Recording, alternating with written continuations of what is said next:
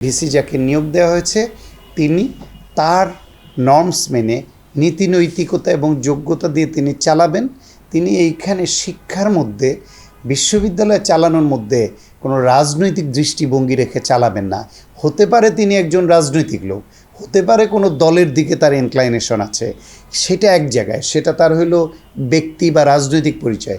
কিন্তু তিনি যখন চেয়ারে বসবেন তখন এই চেয়ারটাই তার পরিচয় বিশ্ববিদ্যালয়। যেহেতু এটা মেডিকেল বিশ্ববিদ্যালয়, তাহলে এটার প্রধান কাজ হলো মেডিকেল শিক্ষা। উচ্চতর ডিগ্রি নিতে যারা আসেন, অর্থাৎ এখানে বিশেষজ্ঞ চিকিৎসক তৈরি করা।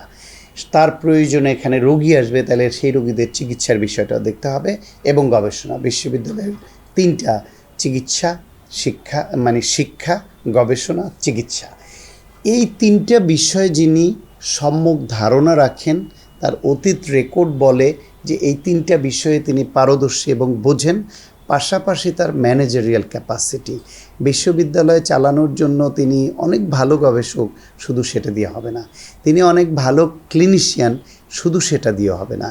তিনি অনেক মেডিকেল চিকিৎসা শিক্ষায় ভালো শিক্ষক, ভালো পড়ান, বা এই শিক্ষা ব্যবস্থার যে শিক্ষানীতি, শিক্ষার ধরন, মেথোডোলজি, এগুলো খুব ভালো বোঝেন, শুধু সেটা দিয়েও হবে না।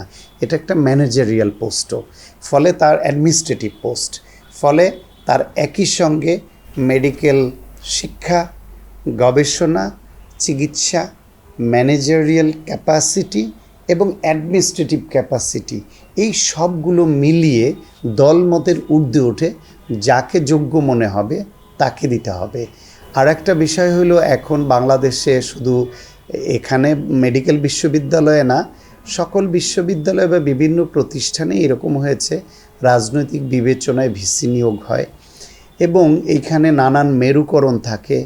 স্থানীয়ভাবে শিক্ষকদের রাজনীতি আছে, অন্য এমপ্লয়ীদের রাজনীতি আছে। ফলে নর্মাল যে নিয়মের মধ্য থেকে ইথিক্যালি প্রতিষ্ঠান চালানো, সেটা একজন ভিসির পক্ষে কঠিন হয়ে যায় যদি রাষ্ট্র পরিচালনায় যারা থাকেন তারা এই বিষয়ে সহযোগিতা না করেন। যে ভিসি যাকে নিয়োগ দেওয়া হয়েছে তিনি তার নর্মস মেনে নীতি নৈতিকতা এবং যোগ্যতা দিয়ে তিনি চালাবেন। তিনি এইখানে শিক্ষার মধ্যে বিশ্ববিদ্যালয় চালানোর মধ্যে কোনো রাজনৈতিক দৃষ্টিভঙ্গি রেখে চালাবেন না। হতে পারে তিনি একজন রাজনৈতিক লোক, হতে পারে কোনো দলের দিকে তার ইনক্লাইনেশন আছে, সেটা এক জায়গায়, সেটা তার হলো ব্যক্তি বা রাজনৈতিক পরিচয়।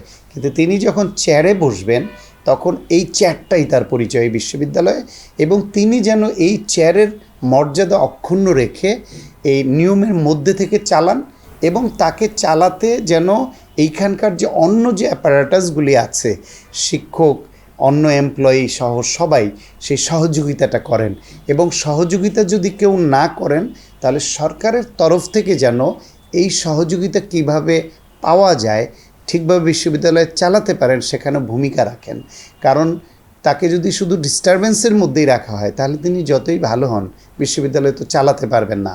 এবং ওইখানে যদি বিভিন্ন রকমের উস্কানি এগুলো হয় এবং সরকার যদি ভূমিকা না রাখে, তাহলে ব্যক্তি যত যোগ্য, যত ভালোই হন, ভিসির চেয়ারে বসেও পারবেন না। ফলে এটা একটা সামগ্রিক ব্যবস্থাপনা সরকারের তরফ থেকে, ইউজিসির তরফ থেকে, যিনি ভিসি হবেন তার অ্যাটিচিউড, তার যোগ্যতা এবং বিশ্ববিদ্যালয়ের অন্যদের সহযোগিতা, সবার সমন্বিত চেষ্টায় একটা প্রতিষ্ঠান ভালোভাবে রান করে।